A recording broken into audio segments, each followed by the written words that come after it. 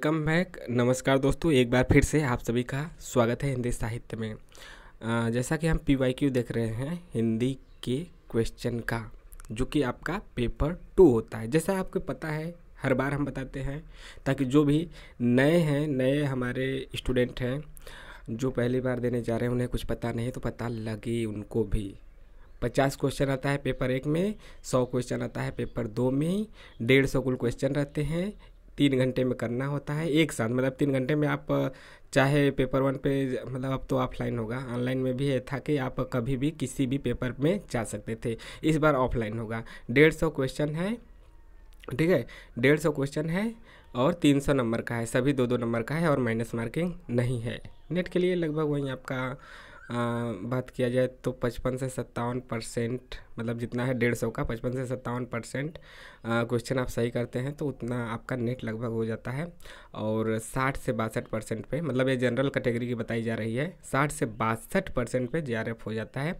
और यह जनरल की है, उसी के हिसाब से अपना 2-2 चच्चर question OBC ST SC EWS मतलब कम कर लें कैटेगरी के हिसाब से। ठीक, जैसे जनरल आ गया, फिर EWS, फिर OBC, फिर आपका SC, फिर ST, इसी में मतलब सब 2-3 क्वेश्चन कम करते हुए चले जाएंगे। बाकी देखिए क्या होता है कि चैनल को सब्सक्राइब तो आप कर ही लीजिए ताकि महत्वपूर्ण जानकारियाँ मिलता रहें। हमने 40 क्वेश्चन इससे पहले देख लिया है, 20-20 क्वेश्चन देख रहे हैं। आज देखेंगे 41 से 60 क्वेश्चन, आज के 20 क्वेश्चन। शुरू करें, बाकी आप अपने डाउट कमेंट के माध्यम से पूछते रहिएगा। 41 है, निम्नलिखित में से कौन सी बातें केशवदास के बारे में रामचंद्र शुक्ल ने कही है?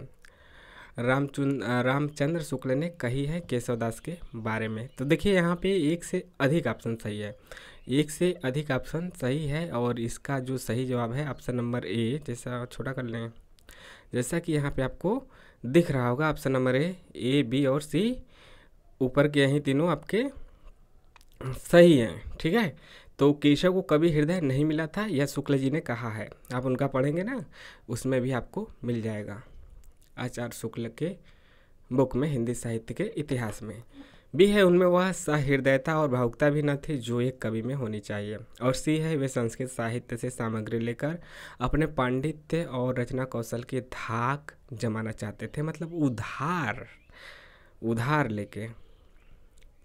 अगला क्वेश्चन है 42 नंबर का क्वेश्चन है। देखिए, संविधान के अनुच्छेद 343 में संघ की राजभाषा के बारे में निम्नलिखित में से कौन से प्रावधान किए गए हैं? तो इनमें से कौन कौन से प्रावधान हैं? ऑप्शन आपका एक से ज़्यादा यहाँ पे सही होगा, एक से ज़्यादा वाले सही हैं।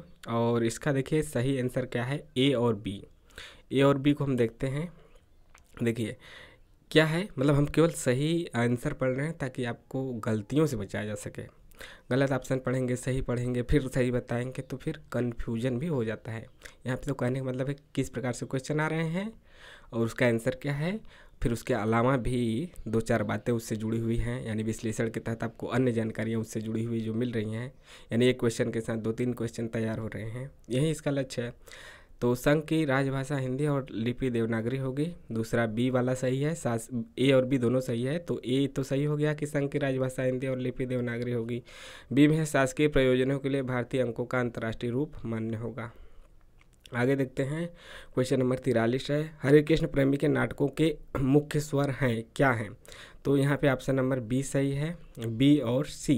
जैसे B है प्रखर राष्ट्रीय चेतना युक्त ऐतिहासिकता, और C है सांप्रदायिक सौहार्द की मूल्य चेतना है। प्रखर राष्ट्रीय चेतना युक्त की ऐतिहासिकता है और सांप्रदायिक सौहार्द की मूल्य चेतना है। देखिए इसमें क्या है, हरि कृष्ण प्रेमी के नाटकों के मुख्य स्वरों में प्रमुख राष्ट्रीय चेतना युक्त ऐतिहासिकता एवं सांप्रदायिक सौहार्द की मूल्य चेतना है, जबकि स्वतंत्रोत्तर नए भावबोध का विकास एवं पश्चिमी बौद्धिकता का प्राधान्य हरि कृष्ण प्रेमी के नाटकों का स्वर नहीं है। हरि कृष्ण प्रेमी प्रसादोत्तर युगीन ऐतिहासिक नाटककार हैं। स्वप्न भंग 1940, अवहित 1940, उद्धार 1949, प्रकाश स्तंभ 1954, कीर्ति स्तंभ 1955, शतरंज के खिलाड़ी 1955, संरक्षक 1958, सांपों की सृष्टि 1959, रक्तदान 1962, आन का मन 1962, अमर आन 1964, अमर बलिदान 1968, अमृत पुत्री 1970, इत्यादि इनके प्रसिद्ध नाटक हैं। क्वेश्चन नंबर 44 है, विश्वविद्यालय परिसर के जीवन पर आधारित उपन्यास हैं। कौन कौन से उपन्यास हैं जो कि विश्वविद्यालय परिसर पे आधारित हैं और विश्वविद्यालय में आप भी पढ़ेंगे या फिर पढ़ाएंगे तो आप भी पढ़ सकते हैं। ऑप्शन नंबर ए और बी है, तो परिशिष्ट और चक्रव्यूह। परिशिष्ट और चक्रव्यूह है, चक्रव्यूह। देखिए क्या है कि इसको हम देखते हैं, विश्वविद्यालय परिसर के जीवन पर आधारित उपन्यास कौन है? परिशिष्ट और चक्रव्यूह। परिशिष्ट कब का है? 1984 का है। इसमें तकनीकी शिक्षा संस्थान यानी कि टेक्निकल एजुकेशन, यानी कि जो आपका इंजीनियरिंग ITI वगैरह होता है, डिप्लोमा पॉलिटेक्निक, तो तकनीकी शिक्षा संस्थानों में हरिजन विरोधी वातावरण का इसमें चित्र है। हरिजन मतलब वहीं ST SC वाले आपके मतलब नीची जाति के लोग, हरिजन चमार। यह गिरिराज किशोर का उपन्यास है। परिशिष्ट किसका है? गिरिराज किशोर का, 1984 का। हरिजन विरोधी वातावरण इसमें है। और जो स्कूल कॉलेज है, यूनिवर्सिटी है, विश्वविद्यालय, वह कैसा है? तकनीकी है, टेक्निकल है, इंजीनियरिंग से रिलेटेड समझ सकते हैं आप। और अपने अपने चेहरे 1994 का है। अपने अपने चेहरे 1994 का प्रभा खेतान का उपन्यास है। मतलब यहाँ पे जो आपको दिया है अन्य ऑप्शन, उसको हम देख रहे हैं। अपने अपने चेहरे 1994 प्रभा खेतान उपन्यास, जिसमें जमीन तलाशती हुई स्त्री रमा की कहानी है। यदि ऐसा पूछा गया तो भी आप वहाँ से बता सकते हैं। कम से कम यह तो पूछा ही जा सकता है, क्रम से लगाने वाले में आ जाएगा कि प्रभा खेतान का कोई आ गया, मतलब अपने अपने चेहरे काल क्रमानुसार लगाइए। 2-3 आपका जो ऑप्शन रहेगा वह नेट के सिलेबस में लगे हुए रचनाकारों से रहेगा, एक आक अलग भी रहता है, तो ऐसे दे देता है। तो कम से कम हमें यह याद होना ही चाहिए, अपने अपने चेहरे 1994 की रचना है और रचनाकार प्रभा खेतान। इतनी बातें याद होनी चाहिए। भले ही उसमें क्या है वह ना याद रहे, इतना तो याद रहे, रचनाकार और उसके लेखक। जबकि धूप छाही रंग 1970 का है, गिरीश अस्थाना का है। किसका है? गिरीश अस्थाना का उपन्यास है। और इसमें क्या है? द्वितीय विश्व युद्ध और दफ्तर की ज़िंदगी का बड़े पैमाने पर चित्रण है। द्वितीय विश्व युद्ध नहीं, मतलब कि कब का? 1939 से 45 तक हुआ था द्वितीय विश्व युद्ध ना, तो उसी के समय का और दफ्तर की ज़िंदगी का वर्णन है। क्वेश्चन नंबर 45 है, राम भक्ति शाखा के कवि हैं। आपको बताना है कि इसमें से कौन राम भक्ति शाखा के कवि हैं। तो यहाँ पे आपका एक से अधिक ऑप्शन सही है। देखिए इसका आंसर क्या है? इसका आंसर आपका है option number A. Option number A का मतलब है कि आपका A, B और C। स्वामी अग्रदास हैं, नाभादास हैं, हृदय राम है। तो ऑप्शन नंबर A, B और C सही है। अब देखते हैं इसका विश्लेषण यानी कि इसकी व्याख्या, इसके अंतर्गत आने वाले और तथ्यों को। राम भक्ति शाखा के कवियों में स्वामी अग्रदास, नाभादास और हृदय राम है। अग्रदास की रचनाओं में राम ध्यान मंजरी, अष्टयाम या फिर इसी को रामा अष्टयाम कहते हैं, ध्यान मंजरी। जबकि नाभादास की रचनाओं में अष्टयाम और भक्तमाल है। ध्यान मंजरी ये सब है, मतलब राम ध्यान मंजरी है और ध्यान मंजरी है, दोनों है। अष्टयाम और या फिर रामा अष्टयाम भी है। तो यह है किसका? अग्रदास का। और नाभादास की रचनाओं में अष्टयाम और भक्तमाल है।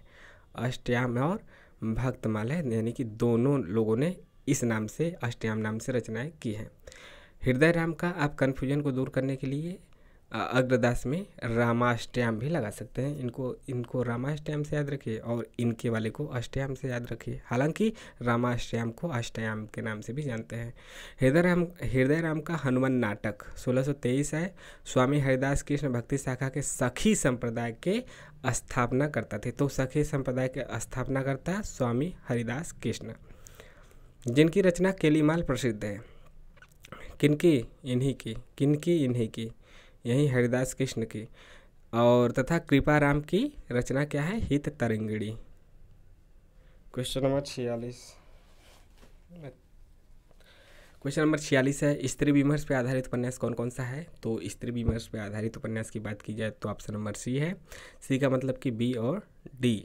यहाँ पे आपका बी है एक जमीन अपनी और डी है मुझे चांद चाहिए। एक जमीन अपनी और मुझे चांद चाहिए। देखिए दिए गए विकल्पों में चित्रा मुद्गल का उपन्यास एक जमीन अपनी और सुरेंद्र वर्मा का उपन्यास है मुझे चांद चाहिए, यह स्त्री विमर्श पे आधारित है। समय सरगम किसका है? कृष्णा सोबती का है। तथा एक चिथड़ा सुख किसका है? निर्मल वर्मा का उपन्यास है।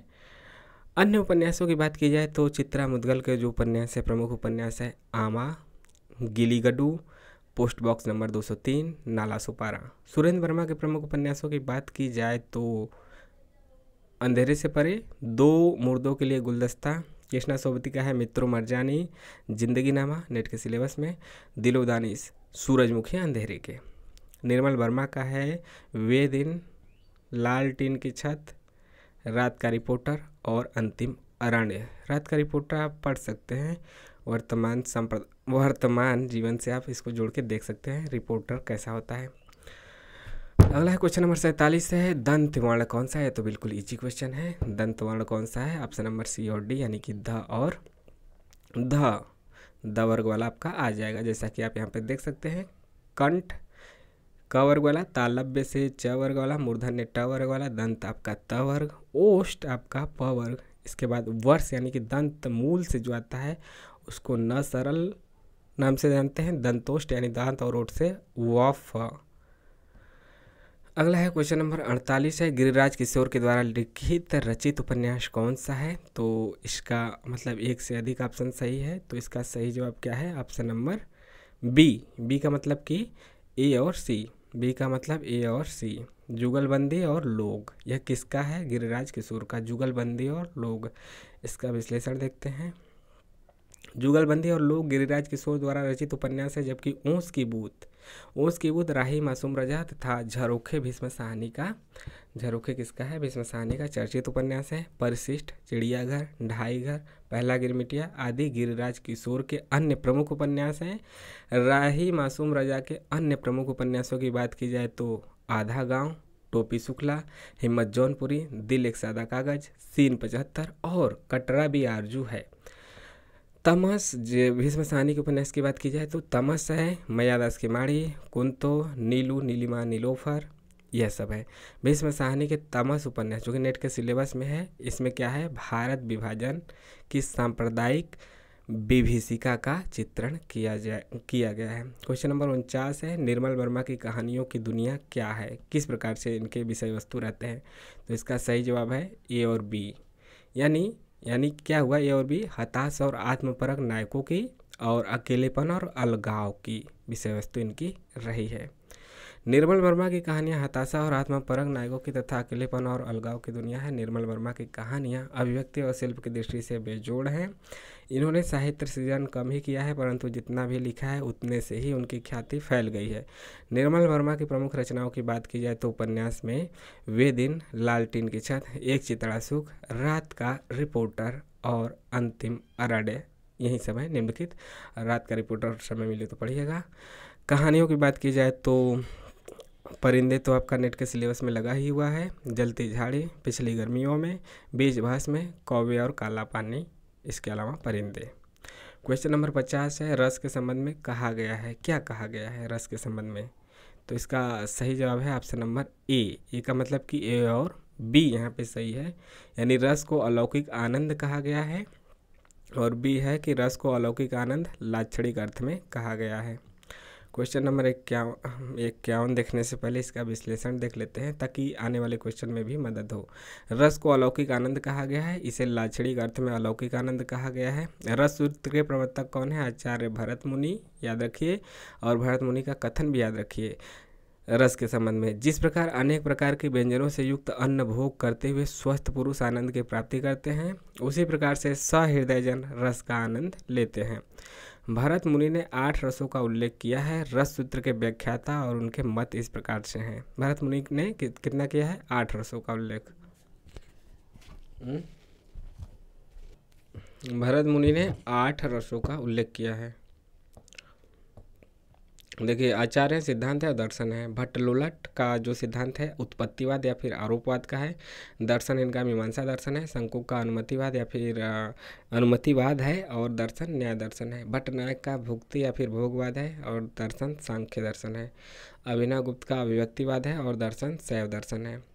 क्वेश्चन नंबर 51 है, रूसी रूपवाद के प्रतिकूल अवधारणाएं कौन सी है? रूसी रूपवाद के प्रतिकूल अवधारणाएं कौन सी हैं? तो इसका सही जवाब क्या है? इसका सही जवाब है आपका जो ऑप्शन है इधर दिया गया है, तो ऑप्शन नंबर बी सही है, ए और बी।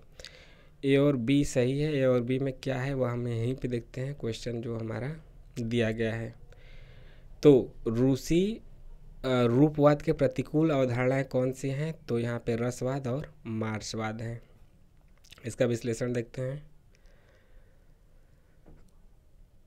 देखिए, रूसी रूपवाद के प्रतिकूल अवधारणाओं में रसवाद और मार्क्सवाद है, जबकि कलावाद एवं संरचनावाद रूसी रूपवाद के अनुकूल अवधारणाएं हैं। हिंदी साहित्य के रीतिकालीन कवि चिंतामणि रसवादी आचार्य हैं। नगेंद्र भी मूलतः रसवादी आलोचक हैं। मार्क्सवाद कार्ल मार्क्स, फ्रेडरिक एंगेल्स और लेनिन के विचारों का संग्रह है, जिसमें आर्थिक, राजनीतिक और आर्थिक सिद्धांतों का समुच्चय है। क्वेश्चन नंबर 52 की बात की जाए तो निम्नलिखित में से रामविलास शर्मा की पुस्तकें आपको बताना है। इसका सही जवाब है ऑप्शन नंबर बी और सी, यानी कि आपका प्रेमचंद और उनका युग।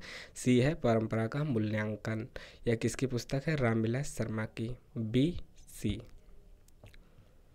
देखिए, मार्क्सवादी आलोचक हैं कौन? रामविलास शर्मा। और इनकी पुस्तकों में प्रेमचंद और उनका युग 1952 का है, परंपरा का मूल्यांकन 1981 का है। सन भी याद रखना होता है क्योंकि कालक्रम के अनुसार लगाने के लिए आ जाता है। जबकि आलोचना के मान 1958 का है एवं नई कविता सीमाएं और संभावनाएं,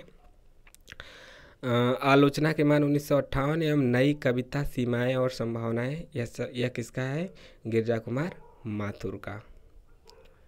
ठीक है, ऊपर के जो आपके प्रेमचंद और उनका युग, परंपरा का मूल्यांकन रामविलास शर्मा, बाकी आलोचना के मान और नई कविता सीमाएं और संभावनाएं किसका है? गिरिराज कुमार माथुर का।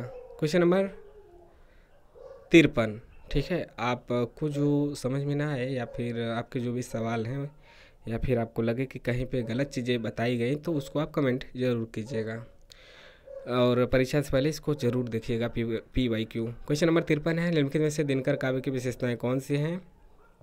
तो इसका सही जवाब है ऑप्शन नंबर बी। बी का मतलब कि ए और सी। जातिवादी व्यवस्था का विरोध, और सी है युद्ध का तात्विक चिंतन और शोषण का विरोध। दिनकर काव्य की विशेषताएं हैं जातिवादी व्यवस्था का विरोध और युद्ध के तात्विक चिंतन और शोषण का विरोध।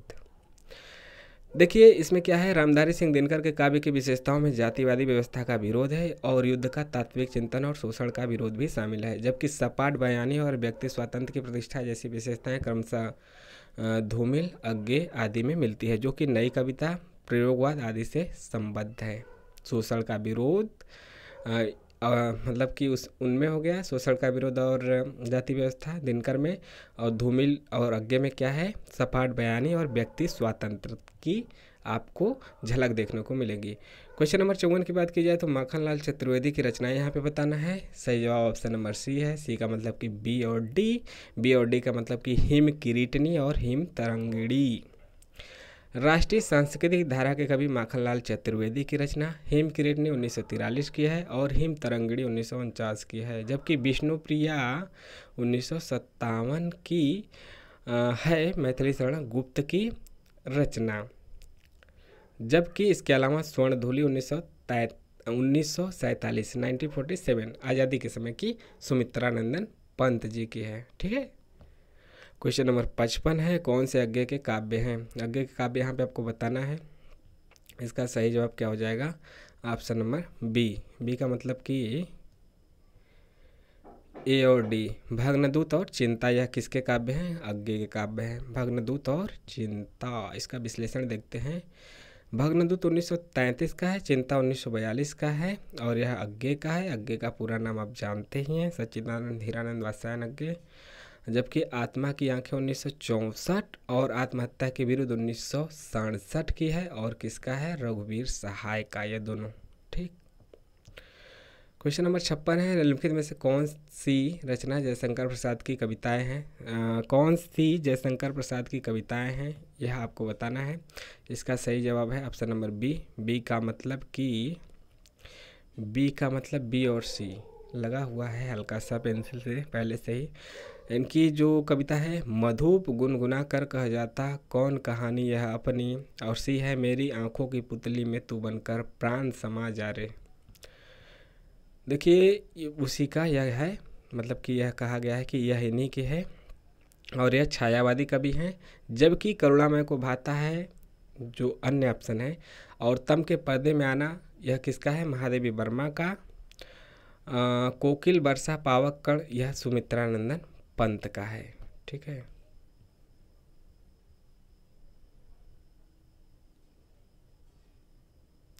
क्वेश्चन 57 है, झूठा सच उपन्यास के पात्र के बारे में पूछा गया है। तो इसका सही जवाब क्या है, ऑप्शन नंबर ए और सी, यानी कि तारा है, जयदेव हैं और सोमराज और रावत हैं। ए और सी। देखिए यशपाल द्वारा रचित उपन्यास झूठा सच के पात्र उपयुक्त विकल्पों में से तारा, जयदेव, सोमराज और रावत हैं। जबकि रूपन बाबू, शनिचर यानी कि जो मंगल है, यह किसके हैं, राग दरबारी के पात्र हैं। और राग दरबारी किसके द्वारा लिखा गया है, श्रीलाल शुक्ल के द्वारा। झूठा सच हो चाहे राग दरबारी है, दोनों नेट के सिलेबस में है। देखिए अगला है 58, जगदीश चंद्र द्वारा रचित उपन्यास कौन सा है। इसका सही जवाब है ऑप्शन नंबर बी का मतलब कि ए और डी। ए का मतलब धरती धरना अपना, और डी आपका है मुट्ठी भर कांकर। यह आपके नेट के सिलेबस में लगा हुआ है ना, धरती धन अपना। तो इनके अन्य रचनाएं भी पूछी जा सकती हैं जो भी सिलेबस में लगे हैं। जगदीश चंद्र द्वारा रचित उपन्यास धरती धरना अपना 1972 का है, नेट के सिलेबस में है। और मुट्ठी भर काकर 1976 का है। धरती धरना अपना की पृष्ठभूमि क्या है, पंजाब के ग्रामीण दलित जीवन पर आधारित है। जबकि मुट्ठी भर कांकर पंजाबी शरणार्थियों के दुख और संघर्ष की कहानी है, यानी कि दोनों का जो है वह पंजाबी क्षेत्र रहा है। किस्सा गुलाम रमेश चंद्र शाह का उपन्यास है, जबकि रमेश चंद्र शाह का है किस्सा गुलाम। और यथा प्रस्तावित किसका है, गिरिराज किशोर का। क्वेश्चन 59 है, यानी कि इसके बाद एक लास्ट क्वेश्चन। निम्नलिखित में से स्कंदगुप्त नाटक में देवसेना द्वारा गाए गए अथवा प्रस्तुत किए गए गीत कौन कौन से हैं। आपको 4 ऑप्शन है, तो इसमें एक से ज़्यादा सही है, तो कौन कौन है यह आपको बताना है। सही जवाब है ऑप्शन नंबर ए और डी। ए और डी का मतलब कि यहाँ पे देखिए, ए है भरा नैनों में मन में रूप किसी छलिया का अमल अनूप, और डी है आपका शून्य गगन में खोजता जैसे चंद्र निराश, राका में रमणी यह किसका मधुर प्रकाश। और आज का आखिरी क्वेश्चन नंबर 60, लेकिन इससे पहले क्या है कि विश्लेषण देखना भी जरूरी है। स्कंदगुप्त नाटक में देवसेना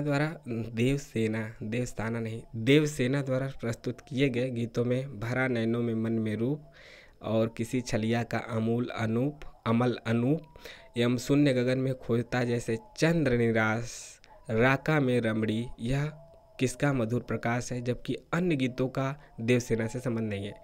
तो आपको जैसे कि हमने बताया कि ए और डी वाला जो लाइन है वह देवसेना ने गाया है, स्कंदगुप्त से है, स्कंदगुप्त। ठीक है, बाकी देखते हैं अगला क्वेश्चन नंबर 60। भारतेंदु की निम्नलिखित मौलिक नाट्य रचनाओं में कौन से प्रहसन की श्रेणी में आते हैं। तो इसका सही जवाब है ऑप्शन नंबर डी। डी का मतलब क्या है, ए और सी। ए का मतलब वैदिकी हिंसा न भवती, और डी है आपका, डी है नहीं सी है, ऑप्शन नंबर डी है तो सी है। अंधेर नगरी जनता है ना, आप लोग जानते ही हैं, अंधेर नगरी चौपट राजा, टके सर भाजी टके सिर खाजा। तो यह आपका प्रश्न है। और वैदिकी हिंसा न भवती यह भी है। बाकी इसका विश्लेषण देखते हैं। भारतेंदु द्वारा रचित मौलिक नाट्य रचनाओं में वैदिकी हिंसा न भवती 1873 का है, जो कि सामाजिक धार्मिक विसंगति पर व्यंग है, तथा अंधेर नगरी 1881 का है, जो राजा की मूर्खता, अन्याय और अंधेर गर्दी पर तीखा व्यंग है, प्रहसन है। जबकि नील देवी 1881 की जो इनका नाटक है यह क्या है, गीत रूपक है। और भारत दुर्दशा 1880 का है, यह नाट्य रासक या फिर लास्य रूपक है। पूछा जाता है कि कौन सी किस प्रकार का नाटक है, हास्य व्यंग है, लास्य रूपक है, गीत रूपक है। तो इस प्रकार से इनके रचनाओं को याद रखिए। भारत दुर्दशा को भी, नील देवी को भी, अंधेर नगरी को भी और वैदिकी हिंसा हिंसा न भवती को भी। तो आपको कैसा क्लास लगा कमेंट के माध्यम से ज़रूर बताइए।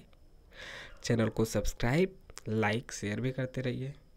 मिलते हैं नेक्स्ट वीडियो में। जय हिंद, जय भारत। ठीक है, अपने सवाल कमेंट में ज़रूर पूछते रहिए।